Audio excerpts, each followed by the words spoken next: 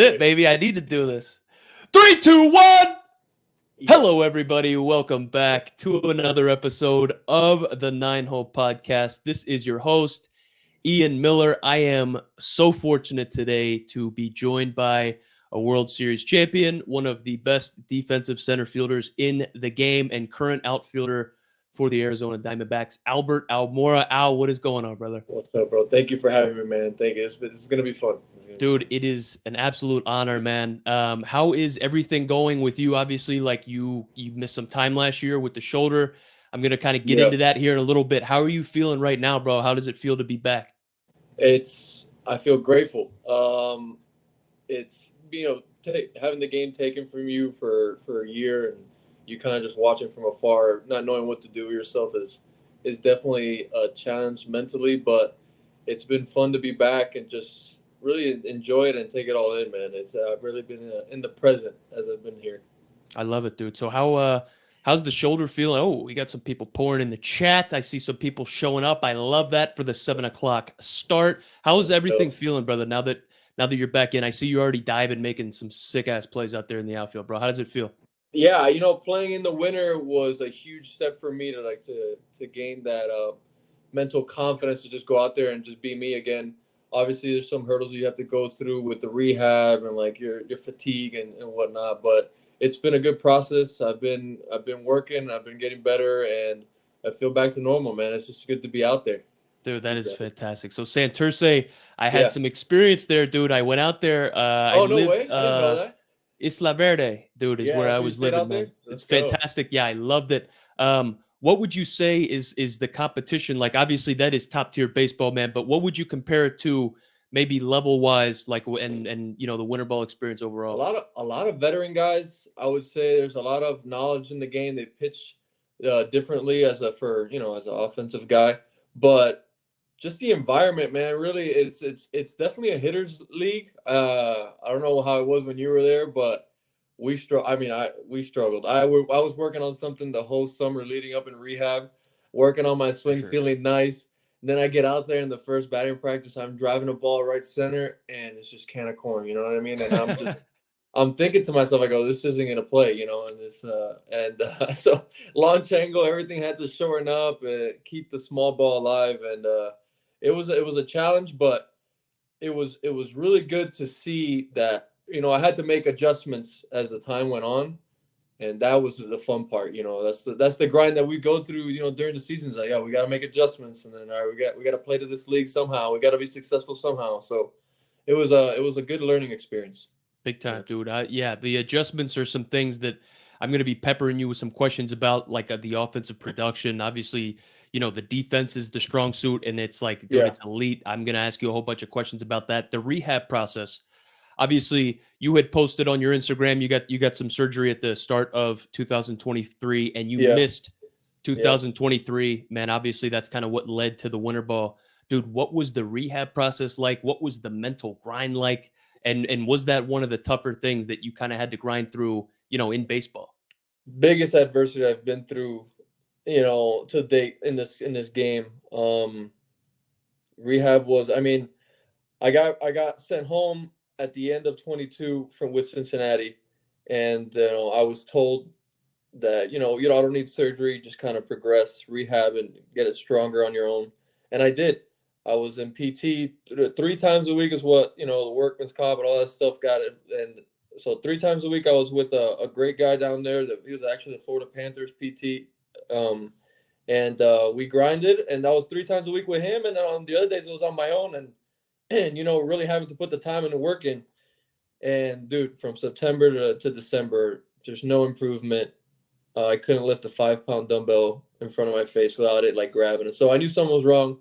Made the decision, got the surgery, and then rehab was a mental grind. It was because, you got range of motion, you got strength, you got all these things you have to factor. And then was there a chance that I could play that same year? Getting it so I got it. If I would have got it earlier, probably, yeah. But getting it at the end of January, I prepared myself. I was like, okay, you're not going to be a part of this year. I wanted to work for winter ball. I wanted to work to be ready for that. But the mental, in this game, man, it's out of sight, out of mind. And me being out for a year with, what I did in Cincinnati, I didn't know if it was going to be enough for another opportunity in the league. So a lot of things start running through your mind. You know, I feel like I'm still young. I give a lot to this game.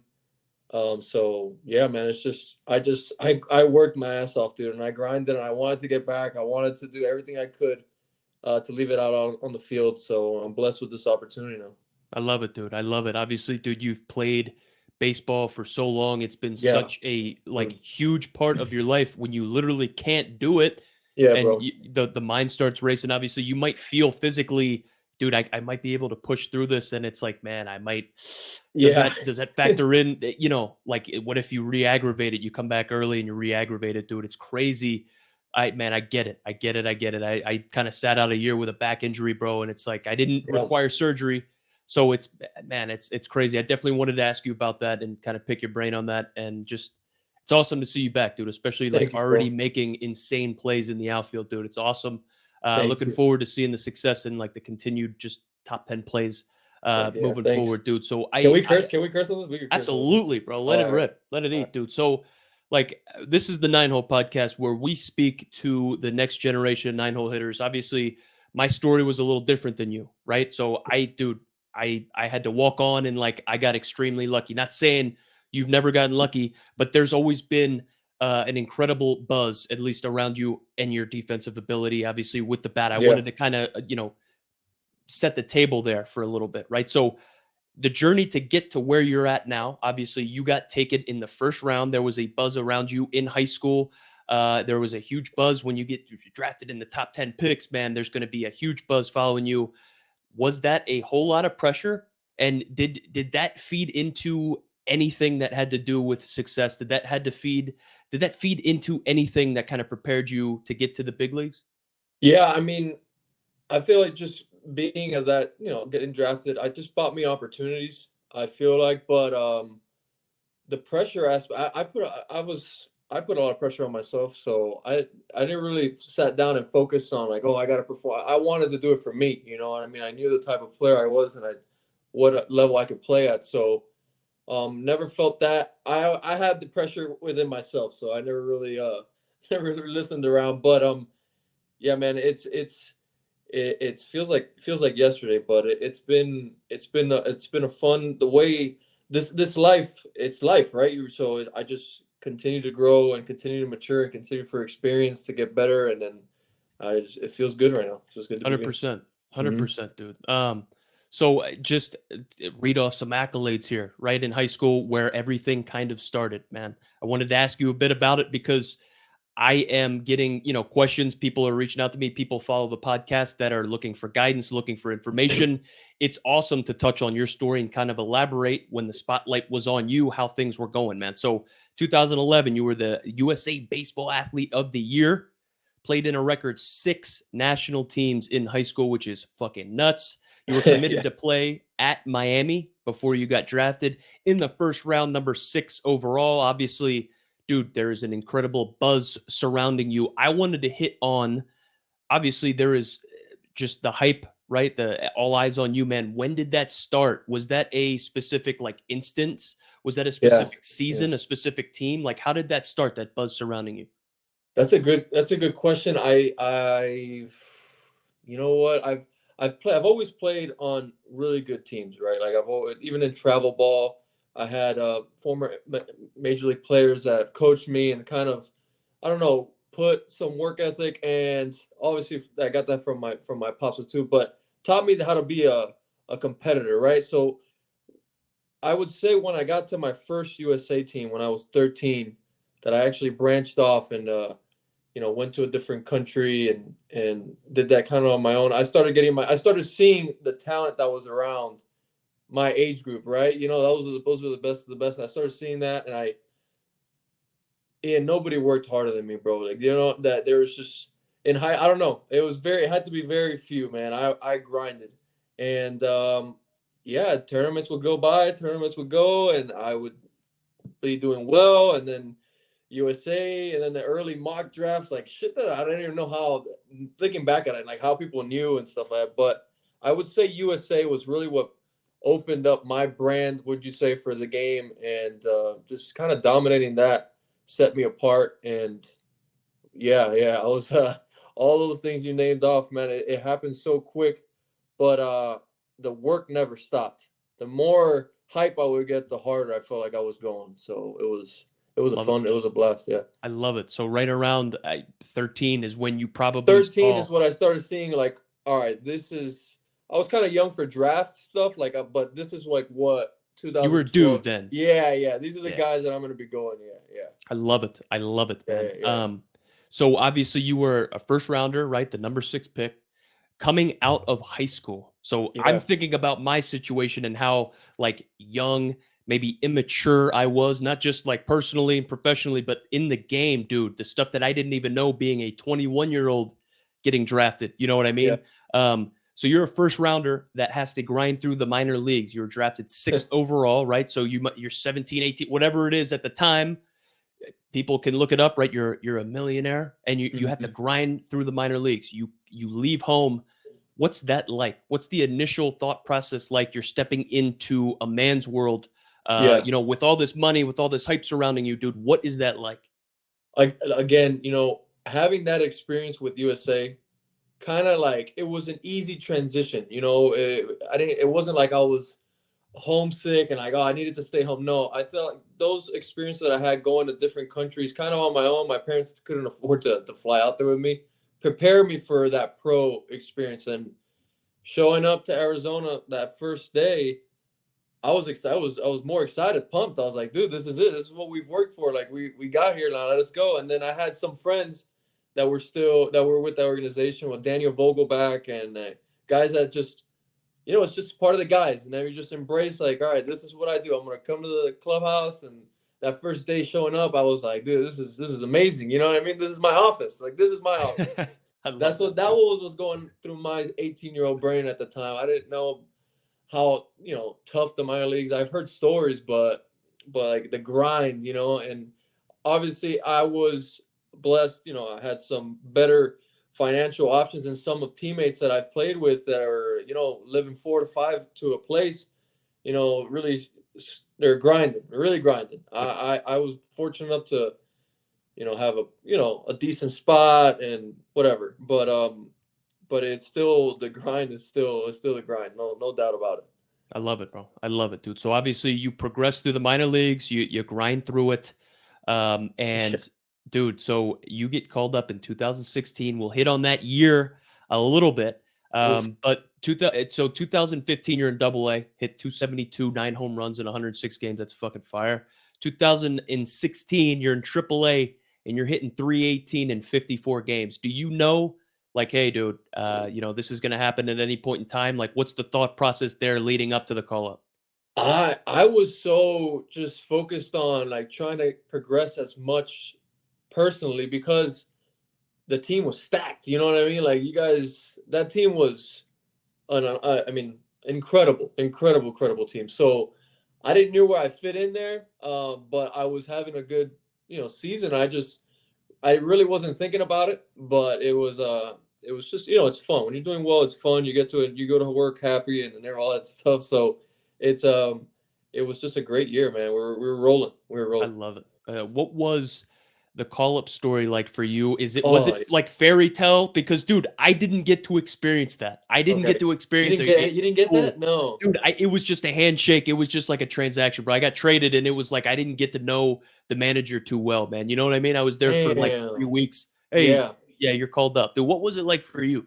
So the game was over, but I think the Cubs were on the West Coast, and Solera happened to go down, and I was back with Crystal, back with my wife in our little studio in Iowa, and 12 o'clock at night we were just hanging out. I'll never forget, I was eating cookies and cream, little chocolate bar action. Oh, dude, the best. It gets better. So I see the manager call me, and I see Marty call me, and I'm like, hey, Peeve. Peeve. I go, something's got to be up, and he tells me the news, like, hey, you could be going up. It could be a taxi squad, whatever. I blacked out. When he was like, get on a flight, I blacked out. immediately proceeded to throw up that chocolate from the nerves. I was just, it hit you, dude. It was insane. I started, my wife was pregnant at the time, and it was late, and it was just so much emotion. I obviously called my parents right away, and it wasn't even, bro. Now thinking back on it, it wasn't for sure. Like they pulled him as a precaution, but like if he was straight, that I would have had to fly straight back to Iowa. Like called everybody, like, hey, stinks. It stinks. Yeah, so I actually sat in my hotel room in Philly for like an extra 2 hours because they were waiting to see what his MRI like would have showed. It was funny. But yeah, man, it happened quick, and I was on that was at like 1 a.m. At 5, I was on the next flight to Philly. That's incredible. That's incredible, dude. We got a question here in the chat. A&M 1128. Who is the toughest pitcher that you've ever faced? Man, there's a lot of good ones. If we want to come back to it, if you want to let that marinate for a little bit. In 22 I faced I'm terrible with names, but he's a starting lefty for Tampa. Dude, he started the All-Star game. McCannon, I don't know. But beats me, brother. Blowing a hundo piece from the left-hand side and mixing in like change-ups off speed whenever, like, bro, it was I went up there just unleashing off speed, not throwing me 100 ball. Dude, it was a tough at bat. I didn't have any success against him. No, it wasn't fair. When I was cheating fastball, he would throw me off speed. When I was on off speed, it was blowing cheese by me. It wasn't a good time for your old friend out here facing him. But funny how that works, huh? Yeah, I know. So, dude, you got called up. Obviously, like that's a pretty sick story. You end up, having an outfield assist in your first fielding opportunity, right? Yeah, yes. A play at the plate. Yes, dude, that's something that I wanted to talk about a little bit, the defensive stuff, but I'm getting ahead of myself.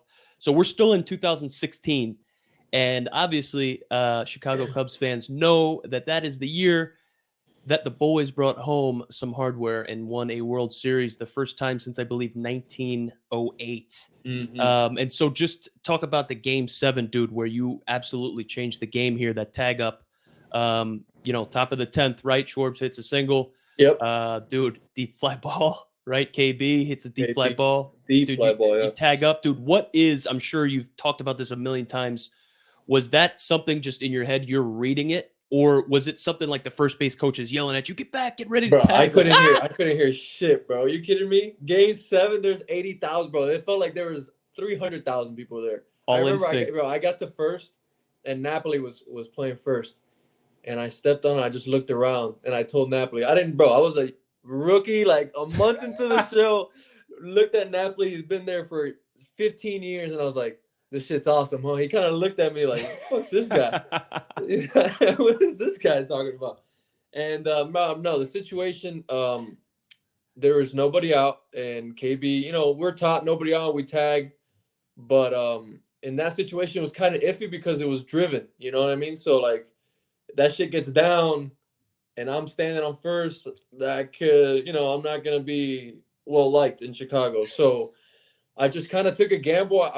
Being an outfielder, it helps to see guys, going after balls and seeing what that feeling. So I kind of looked. I saw him kind of coasting, and we don't coast after balls if it's going to be driven off the wall. You know what I mean? Like we're either going for it or you're coasting for it's a homer. So that's what I thought. I said it's either going to be a homer or he's going to catch it. And Rajai is a great player. I thought I could take advantage of his arm, and I went, and it felt like it was 100 yards, bro. It felt so far away. And then I slide into second, and Lindor, which is he's a friend of mine, we played on the same USA team one year, kept trying to tag me and kept trying to come back and tag me, and I'm standing on second, like shaking. I'm like, bro, one of these tags are gonna take my foot off, and I'm gonna be out, and I'm gonna lose my shit here. I love that. No, it was fun. I love that. And then, dude, Zobrist hits a double. Yeah. And I mean, the rest is history. That's another, like, they walk Riz to face Zobrist, which is obviously our hottest hitter in that series. And I remember looking back at Lindor, and I was like, that's not a good idea. I remember telling him that, I don't know about this one. And he was shit. You could tell he looked at me, And he's Lindor. You know Lindor. He always has a smile on his face, like always like happy-go-lucky. He looked at me and he was dead serious, bro. He didn't. He moved Uh-oh. away, and I was like, oh, he's nervous, and we He all knows. were, bro. Dude. I was thinking of every possibility at second base. Like if a ball is hit to each side of the field, what do I have to do? I'm trying to do this within seconds. I'm like, all right, the ball's in here. Where do I gotta go? Because you don't want to be, it's tie game, bro. You don't For want to sure. be the guy to mess it up. You know what I mean? So I it love it. was exciting, but it was definitely I was on my toes for sure. 100%, brother. Dude, I remember watching like that. I remember watching the whole series. I remember watching everything. It was mind blowing, and just hearing like the crowd roar on TV. It's like it's fucking Yeah. different than Oh, I regular season. blacked out, blacked the fuck out, So 100%. you score that run, man. You end up winning the World Series, bro. What is that feeling like? What is that like, and how do you celebrate? Oh man, dude, it's so usually when the team wins, everybody like celebrates out on the field, right? The presentation, everything's on the field. It was literally pouring rain. Like that's one thing I don't know if a lot of people know is the I umpires didn't were know like, "Yo, that. we're gonna restart this game, but you guys got like 35 minutes before this shit hits the wall. Like the rain goes crazy, and we're gonna have to restart this tomorrow morning." Ooh, Like it was that close to being a terrible, terrible experience. Game 7. So ooh.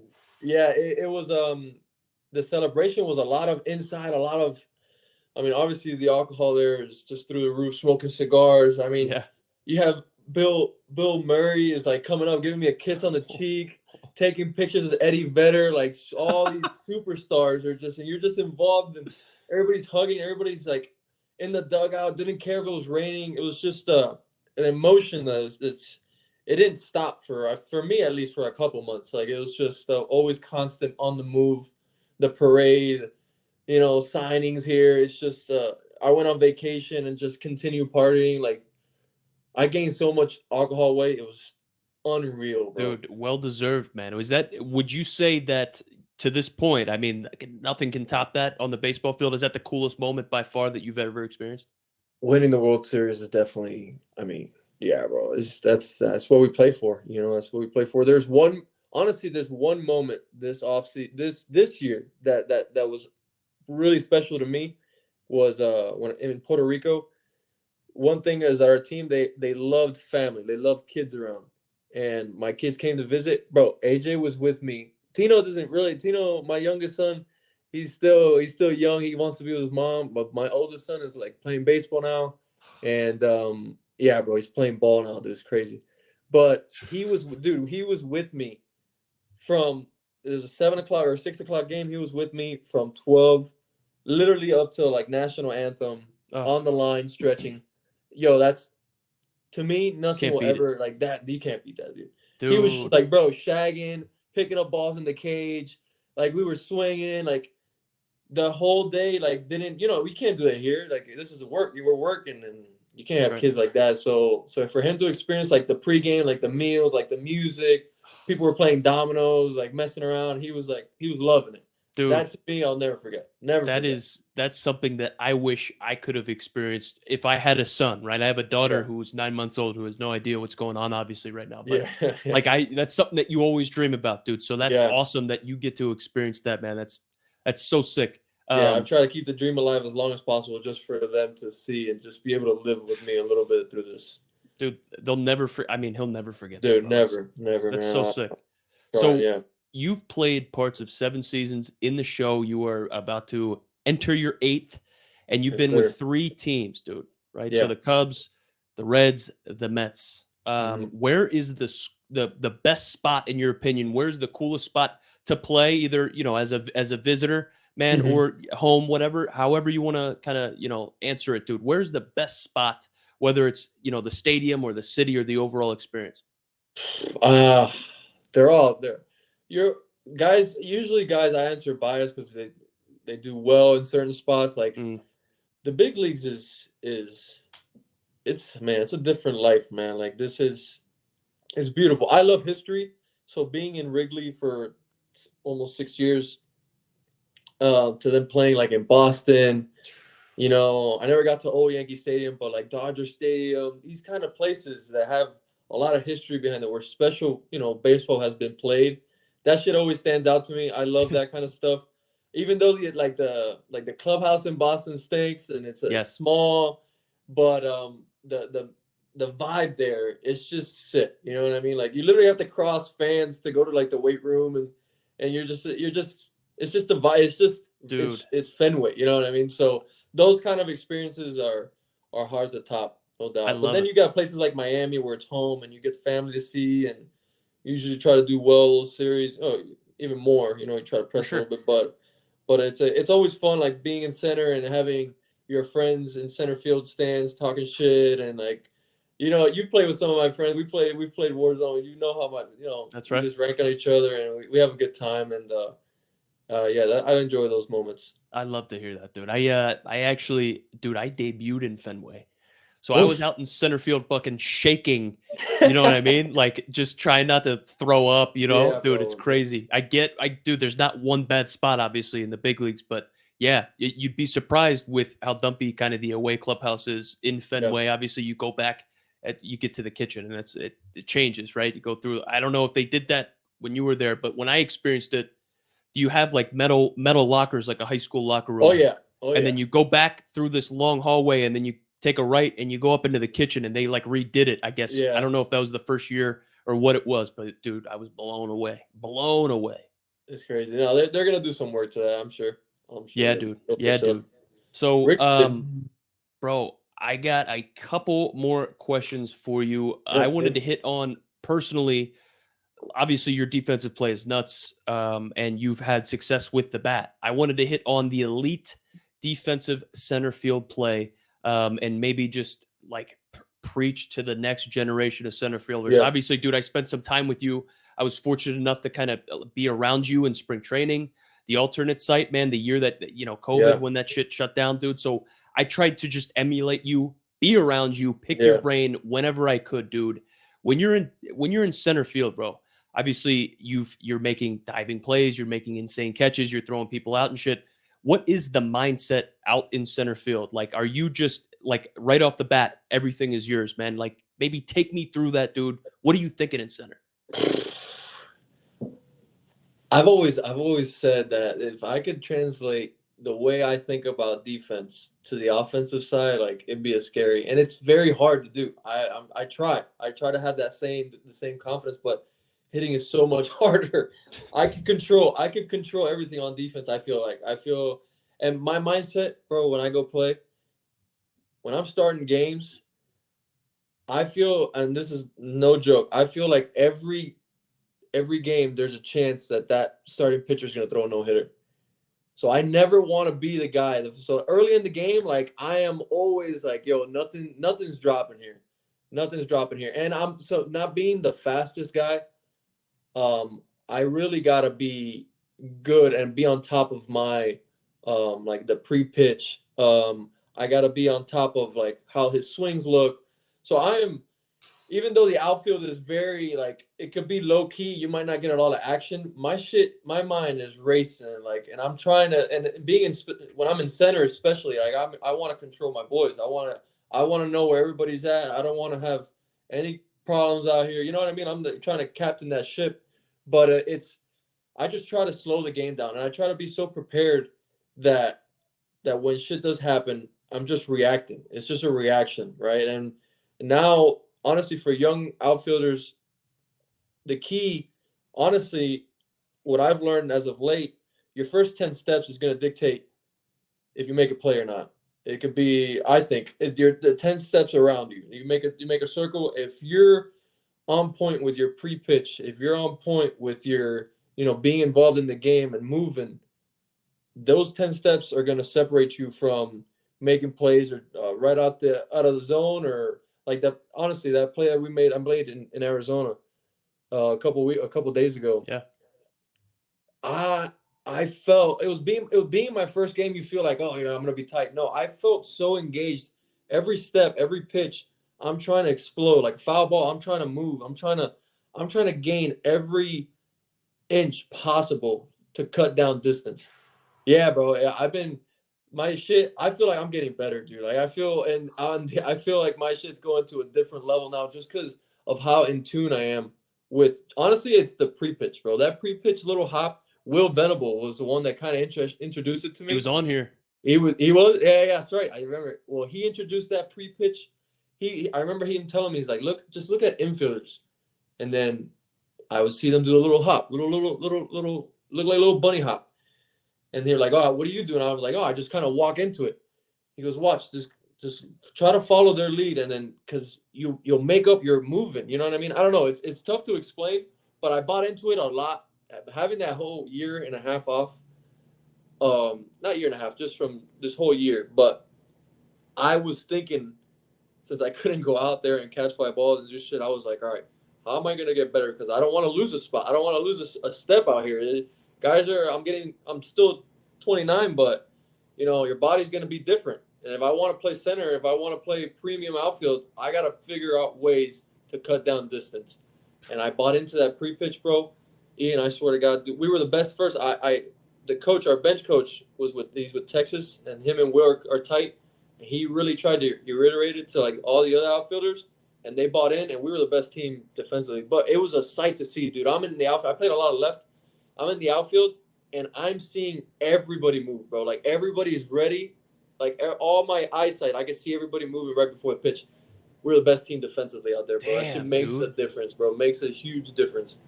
So that's amazing. Yeah. I've been learning a lot about it, and I feel a lot of passion about it. I feel like it's gonna change. Yeah. That's big time. So I was gonna hit on like, dude, like how are you able to incorporate it or practice it, dude? You can literally do that anywhere, right? You can do that in the off season, in BP during the season. You can like anytime. It's all honestly, it's really, you get stronger, you get your legs stronger because you want to be explosive your first 10, you want to get to max speed as quick as possible. So a lot of it is in the weight room, but the drills are simple. Literally the eye wash drills that we do that are like, oh, right over your shoulder, that kind of shit.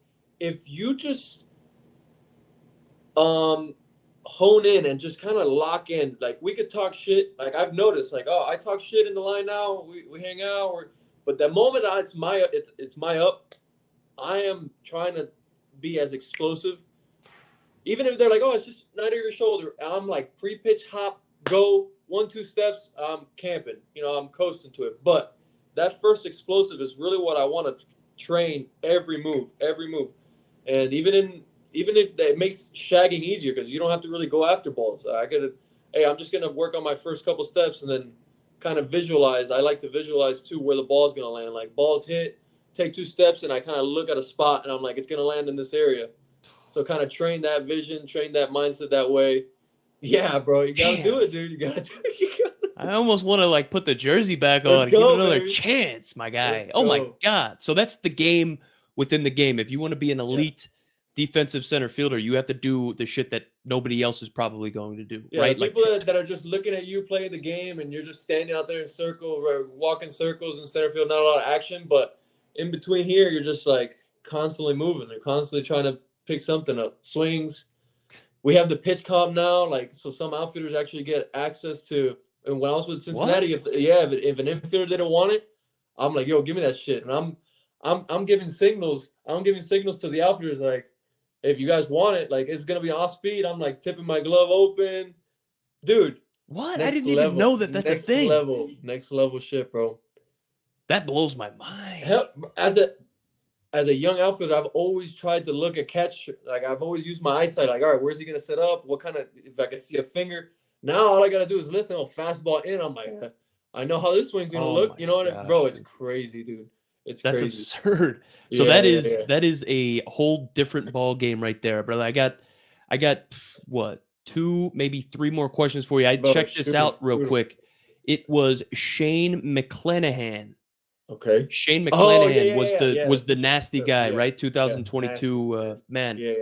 Okay, so I'm a little embarrassed. I'll be honest with you. I didn't know that. I didn't know that guy. I've never heard of him. Started the All-Star game. All-Star game. That's embarrassing on my end, dude. That's on me. I should know that. I should probably know that. He's young, bro. Nasty, dude. Nasty. Okay. That's good to know. That's good to know. So he's like I haven't faced Snell in a while, but he's good. He's up there, bro. It'll be interesting to see where Snell ends up, dude. There's some. That's crazy. He's still not have a job.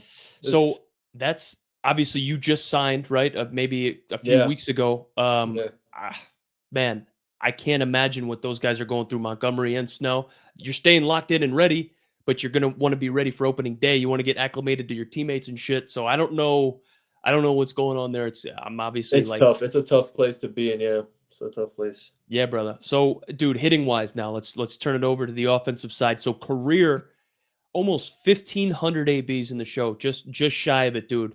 259 average and 33 dingies. Mm, 2017, 132 games, 298 average, 782 OPS, only 53 strikeouts. jeez. 2018, 152 games, 286 average in almost 500 plate appearances, bro. So you have a track record for success, and you have the consistency to be able to do it over, Thank you, bro. 7-8 years, 1,500 ABs, dude. What is the approach? Like I said, with the defensive aspect, we're talking to the next generation of dudes that want to fucking be just like you.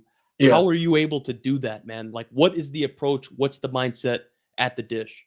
Bro, honestly, those years consisted of me being an athlete, and those years consisted of me just kind of grinding and like telling myself like, yo, I'm way better than I have, you know what I mean? Like I have that mental edge where I'm confident and stuff, but the swing now feels more polished and more experienced just because of time that goes by, and you learn a lot. This year being out, a lot of research, a lot of when I could start swinging one-handed stuff, a lot of learning of myself. I was on my own.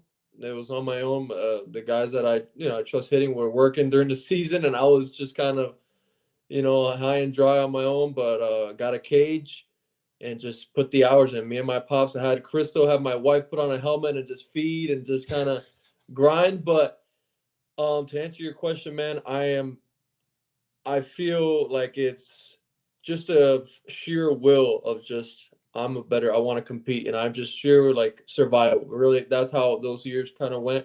Now that I have an approach. Actually, I actually know what I want to do at the plate, and yeah, that's the exciting part, just to see like the process, and I'm enjoying the work. The To answer your question, the advice that I would give kids to be consistent is not to worry of your results. Now, don't worry about the results, as hard as it may be, because this game is all about results. You get paid off results, all that shit. But you can live with yourself if you just put in the work. You know what I mean? If you focus on the process, if you focus on just preparing yourself the maximum you can every day before a game, you can live with whatever happens. And bro, it's hard. This winter was really the first test that I try.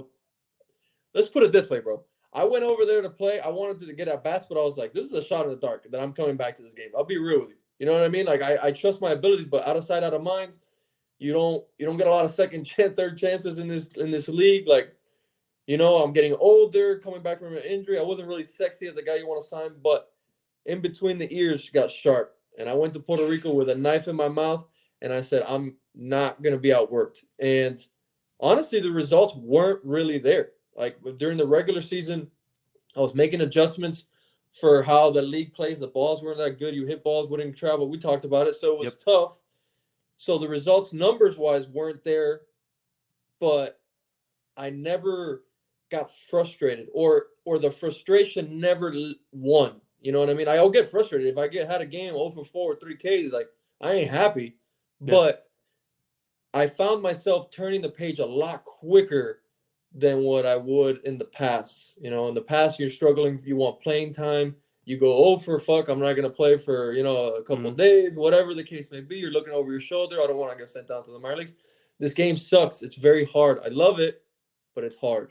You got to be fucking right here. It's got to be sharp, dude. And I felt that made me a better hitter.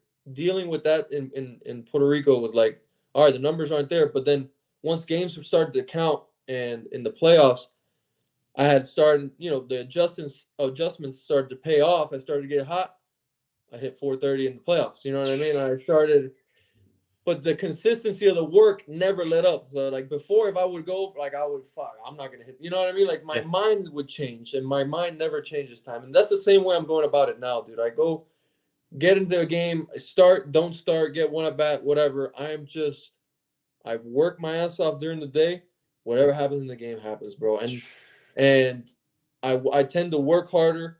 I tend to care about my reps more. Like my work is my everything that day. So like my routine, it shit's crisp. You know what I mean? Like that's my shit. That's what I'm gonna control that day. I'm gonna control how I work and how many swings. I don't take a lot of swings, 40, 50, maybe that, maybe less, but I hit it in rounds of like 6 or 7. But bro, those 6 or 7, I'm so mentally focused that after 6 or 7, I'm like, I feel like I hit for an hour. You know what I mean? Like I want my moves to be crisp. Dude, my game, I've been feeling really blessed. I've been feeling fortunate to have this opportunity again, but I'm grabbing it by the horns, and I just want to move forward, bro. Just keep going, you know? I absolutely love that, brother. I just, in talking, consulting with, younger athletes, student athletes out here, man, they'll go into a slump, or some shit will not go their way, or they won't make a team, or they'll hit under 300 and they just shrink. They shrivel up into a fucking raisin, right? They're mental midget a little bit. And it's like, dude, the guys, at least that I've been around, the best ones that do it year after year, right? We talked about you're going into your 8th season in the big leagues coming up. You'll be there. It's going to be fucking nasty. But it's like you're able to rely on like the hard work that you've put in. Like when things aren't going your way, you can still be confident because no one grinded harder than you today. Those 6 or 7 swings, and those out of those 50, like you're doing rounds of 6 or 7, you take 50 swings. No one took better swings than you, right? Yeah. And like you're out doing defensive drills, and you're doing first steps and stuff. Like you'll shut it down, you'll stop, the talking and stuff. And when it's your time, like you're fucking locking in, and you're doing those reps better than anybody else. And like if you want to be able to do the shit that nobody else can do, like you're gonna have to. You have to do it, bro. You have to. There's no cheating. I mean, some people are blessed with a natural ability, but those guys are still hard workers. You know what I mean? But the guys that really have to put in the time, that we're athletic and we could get shit, we just have to grind. That's where your work is gonna come into play. And then this game don't stop for anybody, bro. And you have to maximize everything that you could give to this game, because this shitty part is living like, all right, I didn't work. I'm blessed with my career. And I was just talking to my wife the other day, and she's like, yo, you don't have anything to regret. But I was like, in my head, I was like, I know I could have been a tad bit more focused in like routines. And not that I'm not focused, but it's just, you really got to tighten that shit up. You know what I mean? And now I'm at a place where shit's tight. If you see yourself like loosening up, like, no, you got to bring it back. And it's hard, but I see you post your stuff. You run and you exercise, and that shit's hard what you do, bro. Like I look at that, and I'm looking at my phone like, damn, bro, he's committed. You're committing to something. You know what I mean? And discipline. And that's the discipline. And bro, it goes back to the saying, and it's simple, and kids hear it all the time. Control what you can control. And people, they hear it, but it doesn't register. Like you really have to control what you can control. If you could control working and you can control getting better, that's something you have to do. You cannot control. Like if you don't work and you go for 3, you're really pissed. But if you work and go for 3, you're like, all right, well, it wasn't my day. It's easier, bro. It's easier. It's easier to turn the page. So that's my biggest advice for kids is like, you just have to work, man. You have to focus, work with quality, not quantity. Put the work in and be true to yourself. Like, yo, did I do it? Did I do enough today? Did I work hard enough today? And if you do that, I love that. I'm getting goosebumps. Like if you want to separate, if you want to stand out, you got to separate, bro. You got to do that shit. Got to be willing to do that dude, shit. Hey, being a kid, my dad instilled that work ethic, right? Like if I have a fourth of my dad's work ethic, I don't know what the hell but I got a little bit on my mom's side there, so it takes me a bit more like motivation and focus and sheer like will to get there. But my dad is a different beast. But we would practice so much, and we'd always be at the same park, same time. People would drive and honk and be like, "You're gonna kill him," you know what I mean? Like let the kid breathe, shit like that. But first of all, I loved it. Second of all, like that's what it takes, though. You know what I mean? Like, Mm. guys around me have had the same amount of talent, but while they were dating chicks and going to prom and going like hanging out, I was fucking grinding. I was, I was I wasn't letting anything distract me, and I had fun. Don't get me wrong, but I knew what was up. I knew that this was I was broke as shit. I had talent. I wanted to get the family out of that situation. I knew I could do it. So when you that moment that you start getting that hype, those USAs, and I'm like, hey, I could do this shit. You know what I mean? That confidence goes to another level. I almost too much. I got cocky as shit. Became an asshole a little bit for a little bit. Had to like come down a level, but But you didn't stop working. You know what I no, mean? you don't stop working, man. You can't. And the minor leagues, they test you too, because you don't have to. You don't have to work there, right? Like, you're on your own. You're living in you have to go to these like weird ass gyms in the middle of nowhere, and like Yeah. it really, it's true, bro. It's true, and you have to kind of grind that on your own. But that's where it separates, and it took me a bit to, because I always had my pops always, I always loved it, but he was like my trainer, right? He was like, yo, we're gonna do this, this, and this. Once I got to pro ball, he wasn't there, and these strength guys, that's not their job. They're there if you want them, but if you don't ask, like, it's just kind of, They're not going to bother you. they're Yeah, not yeah, gonna yeah. bother you, especially like they don't want to get you hurt or anything like that. So you don't want to work out. They'll try to get you once a week, but it took a bit for me to be like, no, we gotta tighten this shit up. So For sure, bro. I absolutely love that, man. I feel everything that you're saying. I try to like verbalize that. I try to portray that, to my audience, the next generation. It's like, dude, I can say it a million times, but I have dudes like you come on here and say that. It's like, okay, you were a first rounder, you were a top 10 pick, and like people might think, oh, dude, he was just blessed with the best ability. He can run a fucking 6'2", 60 and hit the ball 500 feet. It's like, nah, dude, I just worked harder than you, brother. yeah, yeah, I absolutely love that. I love that, dude. And the game, dude, it's sink or swim, bro. So it's yeah, either you or me. You know what I mean? And yeah, you're not working harder than me. Like, that's yeah, kind of what I'm trying to portray, dude. yeah, So I love everything you're saying, dude. That's how you stand out. That's how you separate from the pack. You separate yourself from dweebs, dude. I yeah. absolutely love that. Last question I got for you, Al. I'm so grateful for your time, dude. This is the Nine Hole Podcast, bro, where I'm trying to speak to the next generation of nine hole hitters, underdogs, undersized, Yeah. undervalued. Man, when you think of a nine-hole hitter, you think of a good nine-hole hitter, or a good hitter in that spot, man. Like, what is that hitter able to do? What is a good nine-hole hitter able to do for a lineup? A good 9-hole hitter is just, to me, it's just nowadays, it's just another part of the lineup, but it's more of just put good at bats together. Excuse me, put good at bats together, grind, and just get on base for the next guy. Just gotta try to do your best to move the line to the next guy. And being that 9-hole hitter, it's just like a second leadoff. You get on base, you set the table up for the big boys. It's a valuable piece of the lineup. Whoever says otherwise doesn't know the game of baseball. Like, it's honestly nowadays, it's just like being a number one. Love it. and I've been there. I know that feeling being the guy that everybody hits in front of, and you still get the same opportunity, you still get the same big moments. It's just if you're ready or not. We go back to what we're talking about. If you can control what you can control, who gives a fuck where you're hitting in the lineup? Amen, brother. Amen, brother. Al, dude. When are we gonna catch some dubs? We gotta tell the audience, the audience doesn't know. COVID, hey, we wore COVID together, bro. We had a good time. We made the best out of it. Yeah, we started the gaming. We would hang out with the golf simulator. Us Schwartz, training in the yard. Dude, we had a great time, bro. We had a great time. And then the alternate side, bro, we would drive. Hey, we drove. Remember we were staying in Chicago? Yes. Go back and forth to South Bend. Oh, stinks. People don't know the grind. We got the grind, bro. That's right, baby. That's right. We'll get on this war zone here soon, man. I'm around this weekend, brother. Like, I'm around your schedule. We'll get some dubs, dude, man. I didn't even bring any of my shit with me, man. Oh, stinks. I know, but it's going. It's a business trip. It's a business trip. I was like, I'm coming back. I won't head down. No, but I miss it. I miss it, bro. I see you posting shit. I see the people on YouTube, and I'm like, oh man, I miss the grind, bro. We grind. That was our game. That was literally during COVID, that's what got our adrenaline going for game time. Competitive, dude. We would hop on Warzone and just snipe people away. That's right, dude. Throwing C4s at cars. That's right. Dude, Blowing them up, dude. dude, the RPGs, best, C4s. the Oh, best C4s. That's times. right, bro.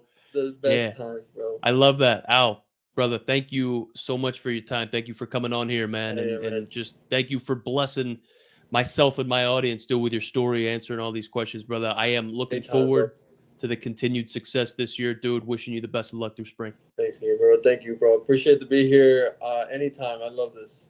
Love it. Love it. Give Alyssa a nice best to the family, man. Tell everybody we said hey, and thank you everybody for tuning in. We will catch you back here on Friday. Take care, guys. Thank you, Al. See you, bro. See you.